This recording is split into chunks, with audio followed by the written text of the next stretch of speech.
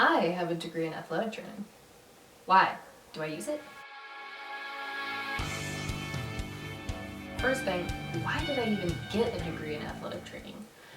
Well, in high school, I decided writing wasn't actually going to be a thing. It was always on the back of my mind as something I wanted to do, but once, junior, senior year hit, I started thinking, well, it's not practical, because I assumed that my cost of living for a comfortable life would be much higher than it actually is, and I assumed that other jobs would pay much more than a typical writing job. Now, I found out both of those things are completely untrue, but I didn't know that at the time, so I decided to try to go into a more practical career. Obviously, a medical field of some kind, healthcare, is always in demand, and I really liked sports. I was in archery, track and field, volleyball. I really enjoy swimming, all kinds of things. And so I knew those were my likes and those were the prospects. I didn't think at the time I was smart enough to be a physical therapist or like a prosthetics technician, or I definitely would have done those things. But I found athletic training, which is basically physical therapy, first aid for the physically active. So I checked that out. Searched around some schools, found something that was, well acclaimed-ish, something where the program was good and had, good reviews, I guess you will say, and wasn't too expensive. And I picked a college. Thankfully, I absolutely fell in love with the city that the college was in, and I ended up staying there for years after I was done with college. So, got that. Got a husband while I was at it, so it turned out okay. But I went through college, got my degree, got to see some pretty cool stuff. I got to work with the USOAC weightlifters and Greco-Roman wrestlers. That was awesome. I got to work with the swim team, basketball team. I got to work with basically all the athletes. You have to work with all the athletes at some point, the way that school runs its programming. And I did really enjoy it. But, found out that, a few things. One, the finances of it, as far as how much money you make as an athletic trainer, actually aren't as great as the teachers had promised. And kind of alluded to, it'll be great, it'll be good, and then of course, final semester, they're like, oh, by the way, it's actually not that great. Thanks. Also, you have continuing education. That's really expensive. And actually, in Michigan, continuing education-wise, it is just as expensive to be a neurosurgeon as an athletic trainer. What the shit? Who came up with this? Why? I found out some of those truths. Also, while going through my schooling, I discovered massage therapy. Absolutely fell in love with it. And I went to school for it, got my license, and worked as a massage therapist for 2 or 3 years. And I loved it. I fully planned on doing that until I died, really. I thought it was great. You got to help people.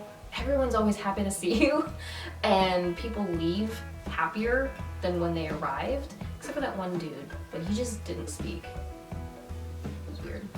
But anyway, most of the time, 99.99% of the time, people left in a good mood. They were happy to see you. It wasn't a desk job. It was great. Why did I stop? Well, I was working at a chiropractic office, and we got the opportunity, my now husband and I, to move. We wanted to move south. We had the opportunity to move south, and we were having a discussion about how we really wanted to start the lives we really truly wanted when we moved down there. And so I confessed that what I really wanted to do, what I was really passionate about, what had been my love since basically as long as I was in double digits, was writing. I wanted to be a writer. I wanted to be a novelist. Am I but I confessed I wanted to write. We got Word, Microsoft Word for my computer. We downloaded it that night. I've been writing every day since. Here's the thing, massage therapy, hard on your hands. And by extension, your wrists. I mean, your whole body gets fatigued. You get really tired by the end of a day. When you have a 6-foot weightlifting giant man of a beast on your table and he says, "Make me hurt," you're gonna get tired. And yes, that does happen. Writing, anyone that has a desk job knows, carpal tunnel is a thing. It's really hard on your hands. It's very tiring. Your tendons get a workout. Your forearms get sore. Which, fun fact, if you work a desk job, massage this area. You're welcome.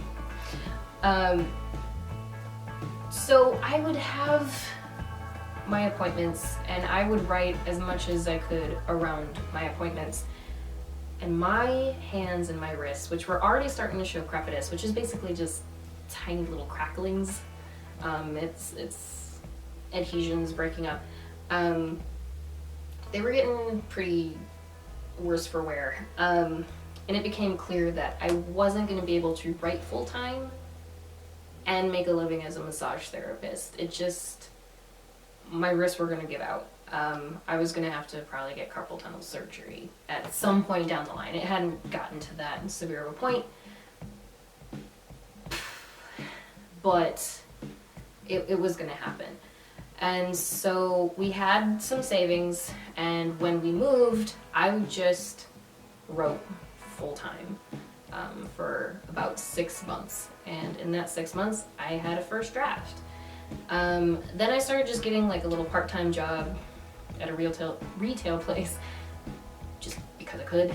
I was most of the way through my editing, and shortly after getting this job, I was in the beta phase, which is kind of a lot of waiting. You give them a bit of your book, and then you wait for their response.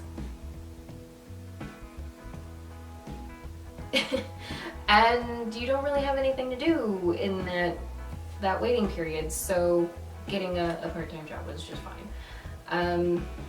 And then I released my book, and as anyone that knows the true finances of indie writing will tell you, that did not mean really anything glorious for my wallet.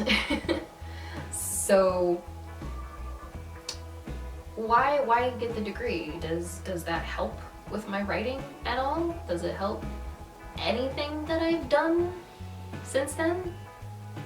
Yeah, I mostly write action, so knowing how injuries happen and how to fix them and how they present, the mechanism of injury, is very helpful. I know what kind of angle of a kick is going to affect the ribs the most. I know, what a shoulder dislocation entails. I know how the arm needs to be positioned for that to happen.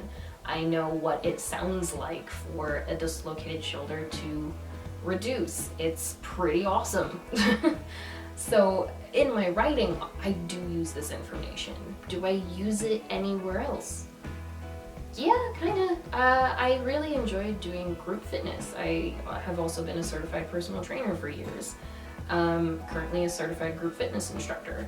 And so knowing how to work around things, like there was a yoga class I was teaching and the lady came in and she had some pretty severe issues with her foot, to the point that we could not do anything that required pressure on the feet for yoga. And we did a full hour of yoga without her having to be on her feet at all. We were completely either on our knees, on our butts, all fours, something, the whole time. And we were able to get a good workout. They left, they told me that they were sore when I saw them the next week. They were like, I woke up a little sore, it was good. So it helps with the adaptability, because I do work in gyms. I have worked in gyms quite a lot over the years, more than anything else, really. And so having that degree, so I'm basically just wildly overeducated to work at a gym, but that's what I've mostly been doing. And I really enjoy it. I absolutely love doing group fitness.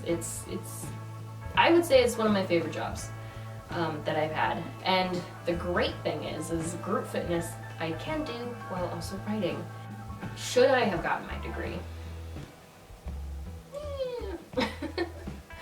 I don't need it for my writing. I'm kind of glad I do have it. It's been, I mean, I can say that I'm college educated, so there's that. Like I said, it's made me wildly overeducated for a lot of the jobs that I've had since. You know, having a massage therapist that also has a degree in athletic training made massage therapy school a lot easier.